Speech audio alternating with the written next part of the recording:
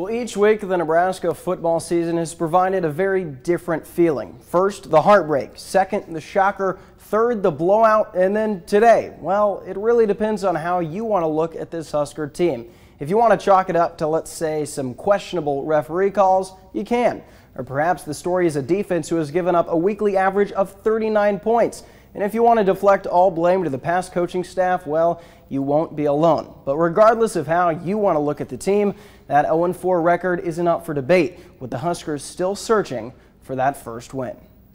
Ghosts on alert with Bill Murray in the house. Huskers could have used some of that Michael's secret stuff from Space Jam and probably would like the chance to relive the day a la Groundhog Day. Enough references though. Let's get to some highlights. Huskers will look for a third straight win over Purdue. Cloudy day, missed it throughout the game. Senior captain Mick Stoltenberg missed it with an injury. To the first we go. Huskers come out sizzling.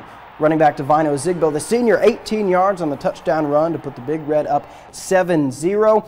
Throw those balloons up in the air. Then Purdue, though, they come back. Here's J.D. Knox breaking through, 42-yard touchdown run right to the corner of the end zone, tying the game at 7-7. Looked like an early offensive shootout, but it was all Purdue after that. Boilermakers here.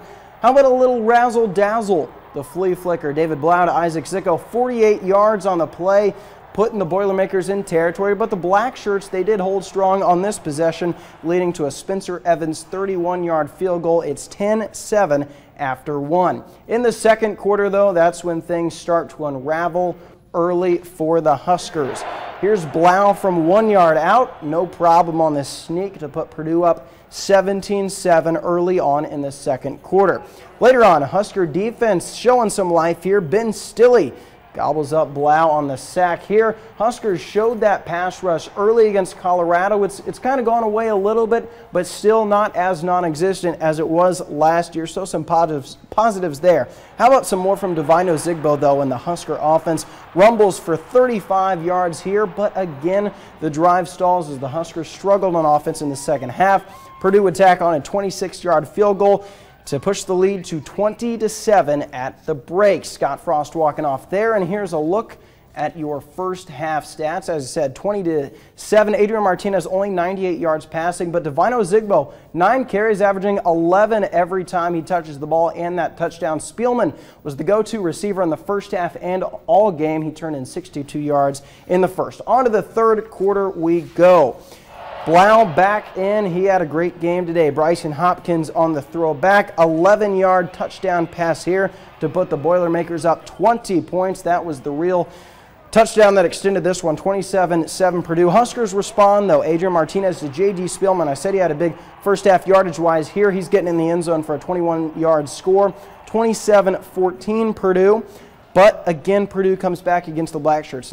Knox takes it in from 6 yards out. They would add a 2-point conversion to again extend that lead to 35-14. But again, the Huskers showing some life on offense. Not going away. Martinez to Spielman, one of his 10 catches for the day, 135 yards and 2 scores. 35-21 Boilermakers. Now here's a real breaking point. On 3rd and 20, again, Huskers only down 14. An incomplete pass, but it's ruled a personal foul penalty.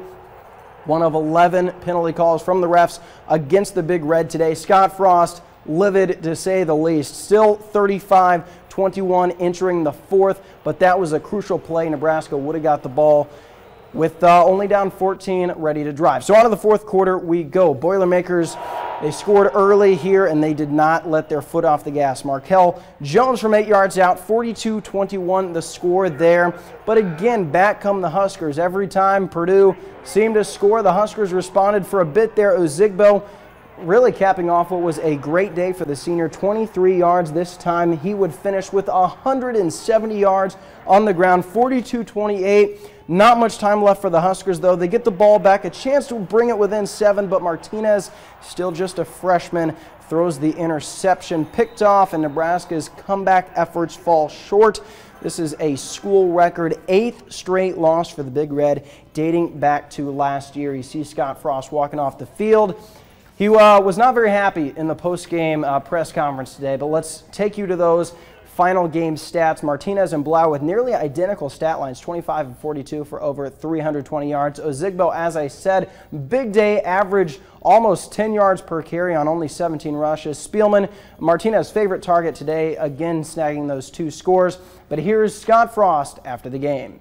It's up to us as coaches, but it's also up to that team to stop allowing the other stuff to happen.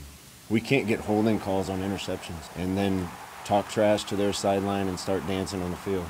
I didn't know what was going on. When we're down 13 points and we got backups and reserves dancing, they look like they love losing, and they look undisciplined. In order to have a disciplined team, you got to have guys that really care, and you got to have guys that are accountable, and you have to have an environment where they're held accountable to all the little things they do on and off the field.